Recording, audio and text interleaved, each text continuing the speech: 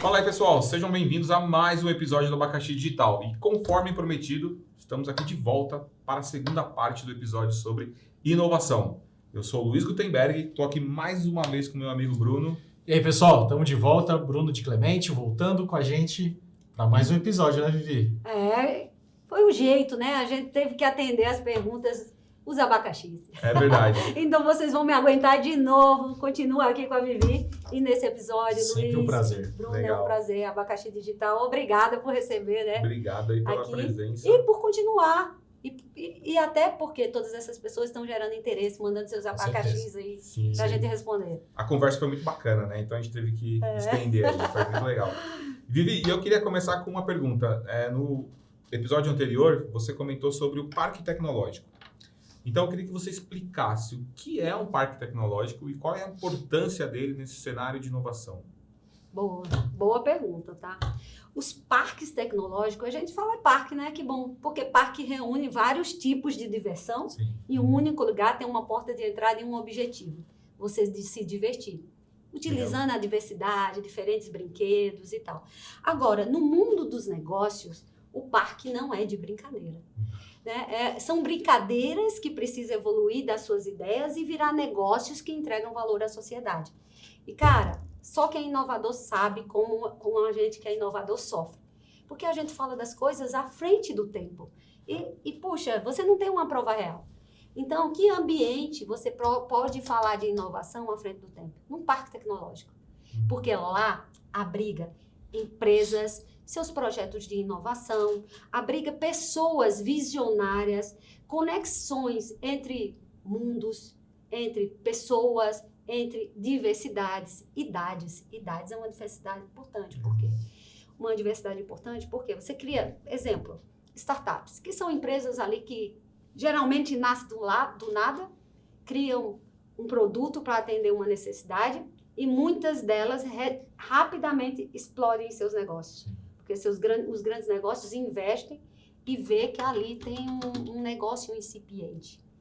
E aí você vê onde que vai acolher entusiastas como esses. Como eles serão vistos? Quem pode ver? Qual país pode acessar e utilizar também aquilo? Então, os parques tecnológicos, eles têm um papel muito importante porque na maioria deles há fomento público. Então, há uma continuidade de empresas e inovações passando por ali até incubar a sua inovação, desenvolver e crescer. Depois que elas tomam um tamanho, aí é mercado. Business, Legal. próximo.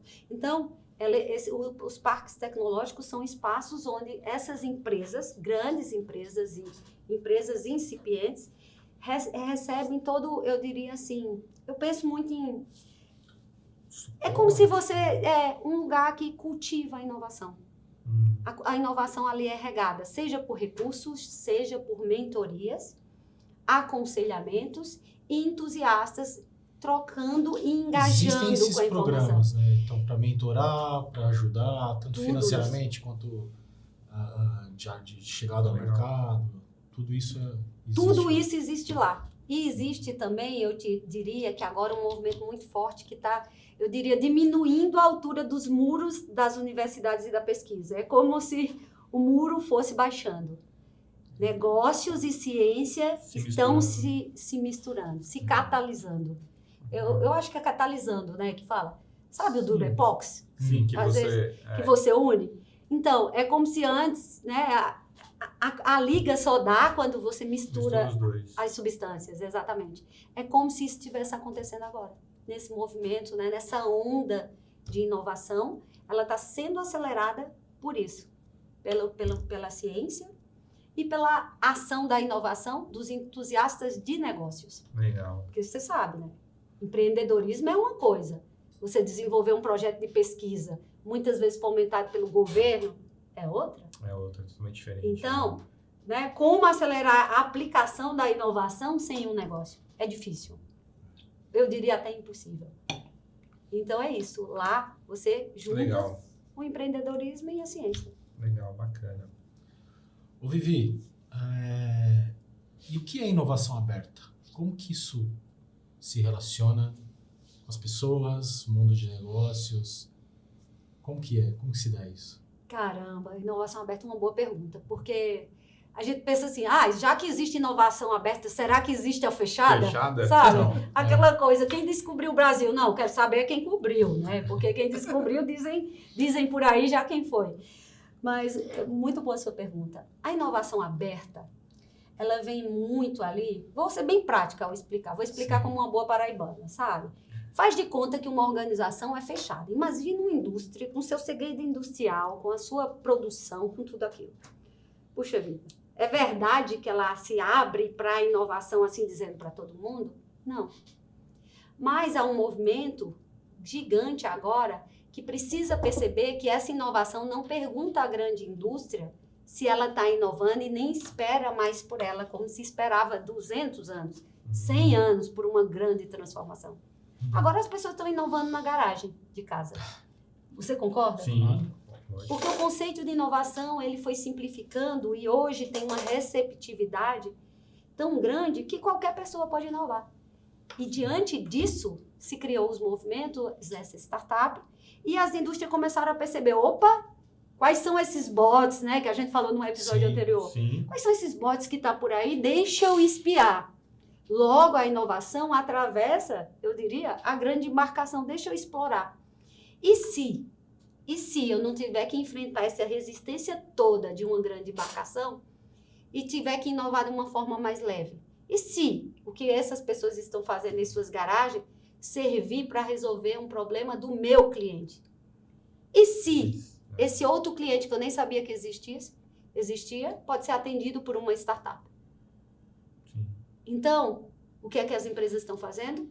Buscando olhar o que está acontecendo e investindo nessas exploradoras de inovação, que elas são mais leves, elas têm menos âncoras para segurar, elas podem crescer muito rapidamente e se não der certo... Não existe um grande compromisso ali ou penalização por aquilo, né? Não, porque elas estão ali para inovar. Então, elas vão trabalhar Esse é o uma objetivo hipótese, dela, um né? teste. E aí, exemplo, eu posso te falar, eu já trabalhei com inovação que diz, não sei se esse produto vai ter adesão ou não, parece bom. É um produto digital. E se você criar um domínio fumaça, que a gente chama, né, no mundo da inovação, e testar esse produto? Não vai lançar 10 milhões de assinaturas, por exemplo, se for por assinatura, vamos lançar 100 assinaturas. E se houver adesão? A gente lança 200, 300 e aí cresce. Agora, você imagina uma empresa, você fazer uma propaganda, um marketing para a TV e para todos os canais e depois você diz, não quero seguir com esse produto. Você já impactou toda uma imagem da empresa.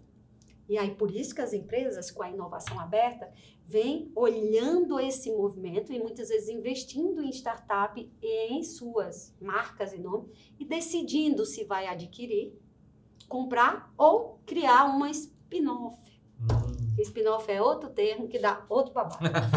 Outro babado, a gente fala nos futuros episódios. Legal, que bacana. Aí fala um pouquinho disso, assim, mas hoje qual que é o grande desafio nas empresas, assim, para elas serem inovadoras? Qual que é a grande barreira, assim? Cara, eu posso te falar, a grande barreira da inovação não é tecnológica. Não é de criatividade. Criatividade, e a gente que é brasileiro, né? Assim, enfim. Sempre dá um jeitinho. A gente sabe que a gente tem essa criatividade até para fazer gambiarra, né? Com certeza. Então, a maior barreira é humana. E aí eu posso te falar, é humana, está na grande liderança, na alta liderança. Porque a alta liderança, geralmente, tem muito a perder. Há uma resistência que faz parte para manter o negócio, o conservadorismo. Sim. E tem um estudo do McKinsey até que fala disso, sabe? Fala que 85% dos executivos assumem o medo de inovar. E sabe qual é o maior medo da inovação? É de perder o emprego. Agora imagine, você construiu um legado, um nome, você tem toda uma estrutura familiar mantida pelo seu emprego e você vai colocar isso em xeque, né? Em xeque. Entendi. Faz todo sentido. Né? Faz todo sentido, né? É preciso flexibilizar. Bom, É como se você tem um pé direito e o esquerdo, sabe? Às vezes não tem gente que pisa mais forte com o direito. Então, digamos que o business core, que é o negócio agora, pisa com força. Mas não deixa o pé esquerdo à deriva do direito, sabe? É como se... A deriva não é uma boa expressão, mas enfim, acho que entenderam, né? Espero. É como se você fosse ali com o pé esquerdo, explorando a inovação, tateando a inovação, colocando recurso na inovação. Começa devagar, né? Começa devagar. A nossa conversa ela tá tão boa, tão longa, que eu não lembro mais exatamente quando a gente comentou. Mas você falou exatamente isso, né? Uma parte da empresa olhar para o negócio principal, e aí é isso que você falou, o pé fixado no chão ali, mas você tem que se dar a oportunidade de explorar o desconhecido, que é a inovação, né? Desbravar a inovação. O desconhecido é interessante, sabe? Porque a inovação, ela tá no desconhecido de usabilidade. Uma coisa pode existir, mas usada daquela maneira, como no primeiro episódio eu falei, né? Do meu hack que virou estante. Porque na horizontal ele era um hack, mas na vertical ele se tornou uma ótima estante, né? Enfim, estaria nessa nova usabilidade a inovação. E deixa eu te falar, é muito difícil inovar num ambiente dentro da empresa. Por quê? Cara, se todo dia você está na zona de conforto, o seu colega da esquerda é o mesmo, o da direita é o mesmo. Você já conhece ele, sabe como ele pensa, esse também, sabe do que esse sabe e já percebe o que ele não sabe, esse também. E esse é o teu mundo. Só que a inovação, ela enxerga das tendências para cá. Então, qual é a chance de você estar 8 horas no seu trabalho, com um monte de coisa para fazer em um backlog, de você dizer, agora vou inovar. Vamos bater um papo sobre inovação. Se o teu mundo está desse tamanho. Desse tamanho te permite isso. Você entendeu? Então, é preciso, sim, sair, navegar por novos mares. Não era assim que eram feitas as descobertas de novos mares? Mares desconhecidos. Com todos os seus riscos. Mas, como diz, né? É na tempestade que se testa um bom marinheiro. E aí, essa pessoa tem que as pessoas que vão para a inovação precisam ser respeitadas como agentes de inovação. Legal, bacana. Né? E nem sempre eles são CEOs. O CEO, às vezes, só precisa saber que essas pessoas são necessárias. Então, esse é um ponto legal, porque se você for olhar para, você disse que 85% dos CEOs, de alguma maneira não investem, enfim, né? Ele acaba tendo o tal do medo, assume que não segue a inovação, mas não precisa necessariamente ser ele o inovador, né? Ele pode ter essa estrutura dentro da empresa e ele serve como um apoio lá.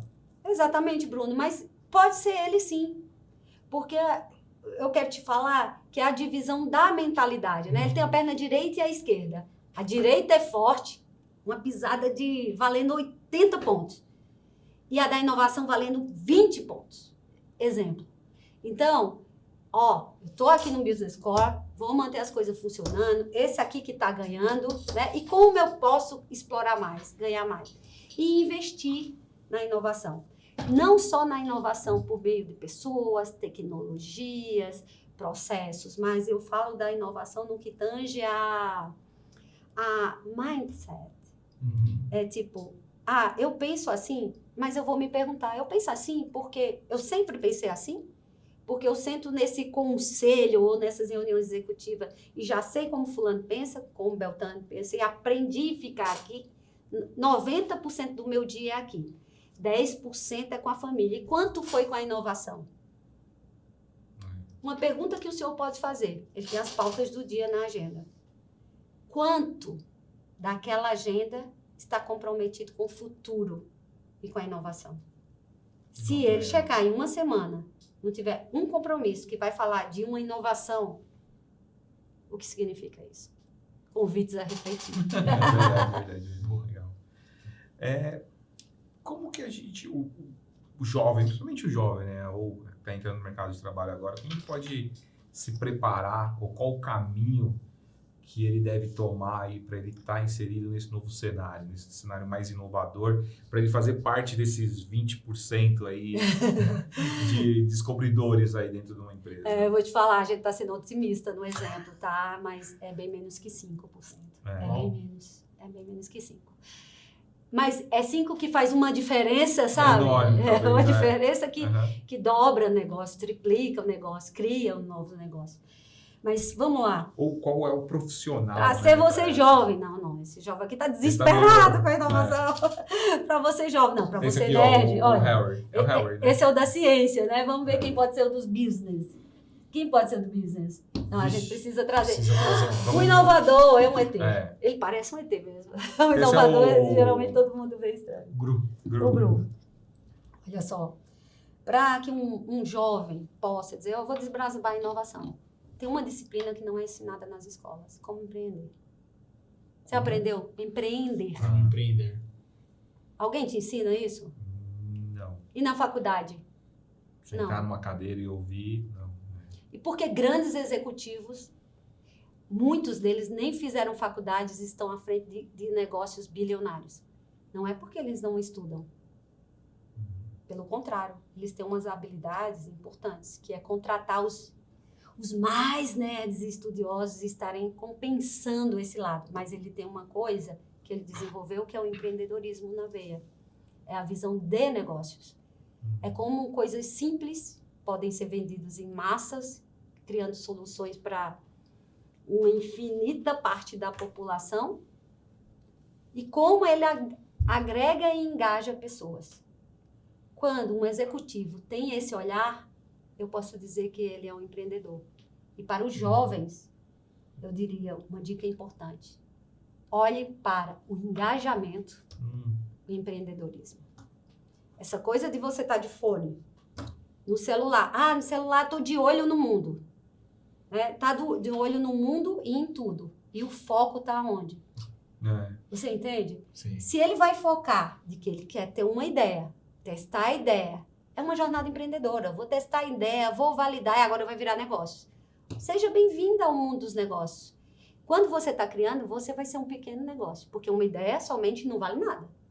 Ela só vale ser aplicada e virar uma inovação com ação e virar negócio. E para virar negócios, ele vai precisar saber mais coisas. Ele não pode vender e depois não tributar, porque a empresa dele vai ser fechada, ele sonegou. Ele não vai crescer se ele não souber engajar pessoas. Ele não vai crescer se ele só souber tecnologia, porque uma hora ele pode criar tecnologia, mas quem vai dar manutenção dela são pessoas. Sim. Então, o engajamento é a chave de tudo. A chave. Eu posso te falar o que é mais grave sobre engajamento? É que tem um estudo, até um curso que eu fiz do Daniel Goleman, que mostra que, numa entrevista, foi em várias empresas, inclusive na Europa, onde essa disciplina da inovação é bem fomentada, que fala o seguinte: apenas de 12% a 17% das pessoas confessam que são engajadas no seu dia a dia de trabalho. Não. Então, outra pergunta e convite a refletir. A você que está aí querendo descascar um abacaxi de inovação. Quanto do seu dia hoje você considera engajamento? Quais foram e quantos foram os pontos de engajamento que você fez para criar uma solução? Legal. Ou para resolver um problema? Porque o que faz a inovação crescer é o engajamento. Lembra que eu falei há pouco do Parque Tecnológico? Sim. Porque o Parque Tecnológico vai avançando e levando o Brasil para acelerar a inovação. Porque ele busca todo o tempo derrubar muros, seja entre investidores, instituições de fomento, ciência, universidade e entusiastas da inovação. E essa cadeia é bem maior, tá? Eu posso dizer, é um cluster bem maior. Mas a diferença está no engajamento. Legal. Então, o convite a refletir qual o seu grau de engajamento de hoje e o de ontem? E com quem você vai engajar amanhã? Legal. Ótimo. Porque uma coisa é um network. Uma coisa é você assistir conteúdos, outra coisa é você engajar e criar junto. Né? Legal. Falando em engajamento, no episódio anterior ficaram algumas questões que o nosso público até, e aqui dentro a gente tem alguma também. Tem ou não tem, ô diretor? Tem sim, né? A questão tem que ter muita tecnologia para aceitar a inovação? Claro que não. Essa coisa da tecnologia, né, Bruno? E diretor, Veloso, querido. Olha, eu acho que a última coisa que você deve pensar é na tecnologia. Sabe por quê? Tecnologia é um mar sem fim de abundância. Sempre, sempre vai ter tecnologia. O que você pensar hoje, vai ter. Até foguete anda de ré. Então, não existe mais eu diria assim, barreiras gigantes tecnológicas. Não existe. Vamos pensar assim? Como que você, assim... Essa é matadora.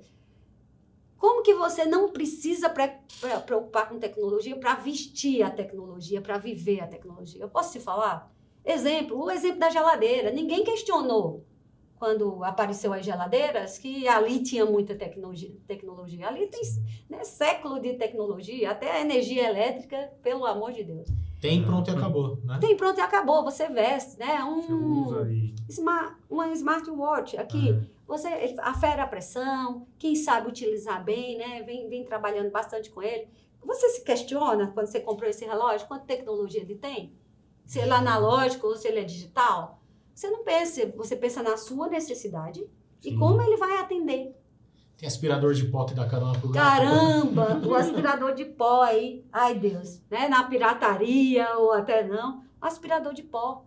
O aspirador de pó, desde que nasceu, ele vem diminuindo de tamanho. É Né? verdade. O primeiro aspirador de pó era gigante, depois ele ficou de mão, hoje você carrega aspirador no carro. E imagina aspirador de pó, que aspira o pó, passa pano na casa e apanha todos os pelos e cabelo da casa. Sozinho. E desse tamanhozinho vendido em qualquer site desses que tem populares por aí. Caramba, alguém perguntou até chegar naquilo quanto de tecnologia tem embarcado? Nos carros autônomos. Os carros autônomos têm tanta tecnologia embarcada que nem da gente precisa mais para ser dirigido. E você Pelo não amor de questiona o Deus. que tá lá dentro. Você não questiona, não. Quem vai aí para São Francisco, anda e faz aí, você vê na internet, olha, eu peguei um carro sem motorista. Né? Quem imaginava isso já? Sim. A gente imaginava isso em filmes, no futurismo. Só que o futurismo já é. Porque antes, uma inovação e outra demorava uma grande disruptura. Havia 50 anos, 100 anos. Agora a gente pode acordar e amanhã já tem uma. Então é isso, cara. Uma dica. Vai vestindo a inovação. Deixa ela chegar. Não faz cara feia para a inovação, porque ela não vai querer saber de você. Ela vem e pronto. Ela faz parte, né? Ô, Vivi, acho que foi ótimo, não? Foi legal. Eu queria fazer uma última pergunta, assim, porque assim, esse papo aqui, se deixar, a gente vai ficar... Ó, A gente vai ficar de fuxico. ó a quinta bronca do diretor que você vai Não, tomar a quinta hoje. não. Desse episódio eu não tomei nenhuma ainda. Tô no zero, então eu posso tomar uma ainda. É que assim, realmente o papo tá muito legal. Acho que dá pra fazer uma série, Tá. não é nem um... Eu amando também falar disso com você. A gente tá falando de inovação, assim, a gente tem hoje uma nova geração, né? Então você tem uma nova geração que ela é muito diferente, ela pensa muito diferente. Então, assim, como que essa nova geração ela tá integrada nesse cenário de inovação? Ser workaholic é legal? É positivo? Como que essas coisas estão... Ai, gente, quem me conhece aqui me perdoe. Vocês sabem. Eu já fui no passado uma workaholic e hoje eu diria, eu tenho consequências disso. Workaholic é uma pessoa que trabalha, que só pensa em trabalho, enfim. Essa geração não é como a minha, que no nosso tempo era legal trabalhar. Muito. Você era referência de honestidade, de quantidade, resultado. O que era resultado, sabe? O que era resultado, quanto mais horas do trabalho. Você era valorizado também por isso. O que essa geração disse? Puxa vida, né? Veio a mecanização, agora está chegando a automação. Eu não preciso ser robô. Eu quero viver. Minha mãe não viveu. Sim. Né? Minha mãe tem tiques nervosos de tanto estresse que passa no trabalho. Essa geração que não tinha tanta necessidade quanto a minha viveu, porque nasceu num tempo, eu diria, mais avançado, ela olha para essa outra geração e diz, eu sei que isso eu não quero. E foi a minha geração que convive com as consequências disso que disse, eu não vou criar meu filho assim. Eu não quero meu neto assim. Só que existem os dois lados da moeda. existe esse balanço, sabe? Não precisa ser um workaholic, mas o que precisa ser para tomar decisão. E aí é uma coisa que essa geração vem negando, a necessidade de aprender a assumir, eu diria, o protagonismo e a posse. Nós ensinamos a essas próximas gerações que não precisa ter, basta acessar. Como o Uber. Você não precisa ter um carro para andar de carro, você basta pedir um Uber.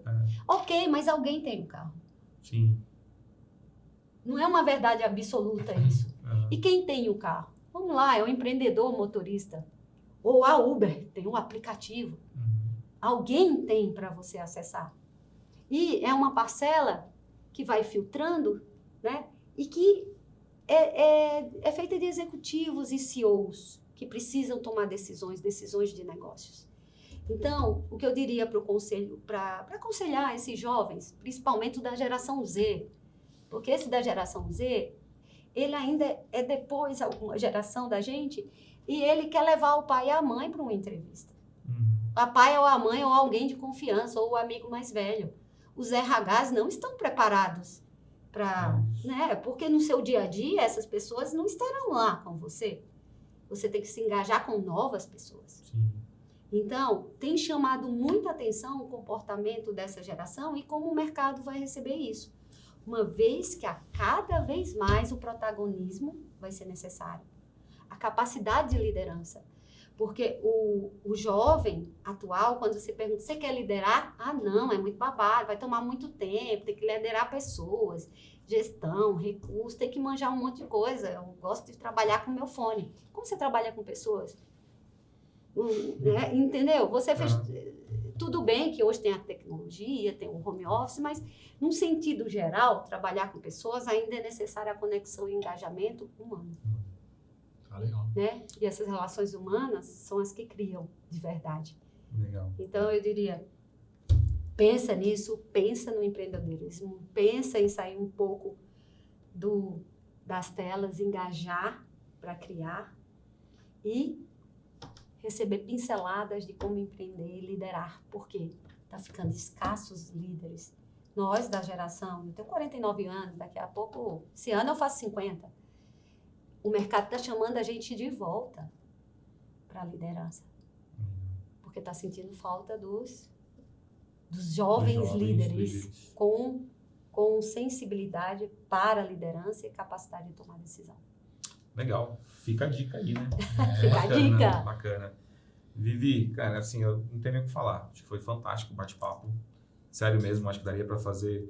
O diretor já até daqui a pouco vai mandar alguma coisa na nossa cabeça ali, porque já passou do tempo. Mas realmente foi muito bacana o papo. Acho que daria para fazer vários episódios. E eu já deixo aqui meu convite para a gente marcar aí uma outra data, a gente conversar e numa outra situação a gente começa de novo, né, Bruno? Tem muita coisa que a gente falou, né? Tem jogos que talvez a gente consiga fazer aqui com o público, tem alguns exercícios, tem muito assunto para a gente falar. Reitero, fica o convite, a gente acerta a agenda, você vem, traz muito conteúdo para a gente, que a gente está muito feliz. E espero que o nosso Abacaxi Digital seja um polo de inovação também. Espero que o que a gente esteja fazendo aqui seja inovação, tenho certeza que é. Legal. E conto com a sua ajuda também. Vivi, obrigado, é sempre um prazer ter você com a gente, tá? É sempre um prazer estar aqui com os abacaxis todos. Traz mais abacaxi e comenta aí, tá? Isso, comenta aí qual abacaxi que você quer que a gente descasque por aqui. Uau. E a gente traz para descascar com gamificação, com tudo que o Bruno já deu uns spoilers por aqui. Vamos lá. Sensacional. Vivi, qual que é o seu Instagram mesmo? Viviane Érica. Detalhe, Érica escreve com H. Com H, legal. Viviane Érica no LinkedIn, no Instagram, no e-mail. Bacana. A gente vai colocar nos comentários do vídeo.